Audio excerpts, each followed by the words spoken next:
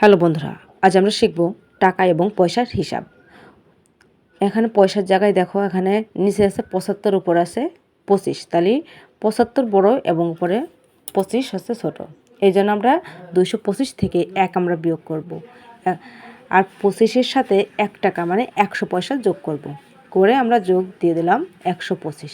এর থেকে কি করব? ৭৫ বিয়োগ করব। তাহলে বিয়োগ করলে ৫ ৫ মিলে গেলে ০। ৭ আছে কত হলে ১২ সমান যায় ৫ হলে। হাতে ১ মিলে গেলে ০। তাহলে এখানে কত হচ্ছে? ৫০ পয়সা। এখন আমরা উপর থেকে কি করছিলাম? ১ হচ্ছে বিয়োগ করছিলাম। তাহলে ১ বিয়োগ করলে কত হচ্ছে? ২৪, ২২৪। তার থেকে আবার কি করব? ১০৫ আমরা বিয়োগ করব। তাহলে ৫ হচ্ছে কত হলে ১৪ সমান যায় ৯ হলে।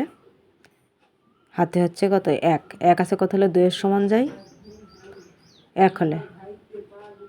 ১ আছে কত হলে ২ এর সমান যায় ১ হলে। তাহলে ১১৯, ১১৯ টাকা ৫০ পয়সা। এটাই হচ্ছে উত্তর। তো বন্ধুরা, ভালো লাগলে অবশ্যই একটা লাইক করুন এবং পেজটাকে ফলো দিয়ে অবশ্যই পাশে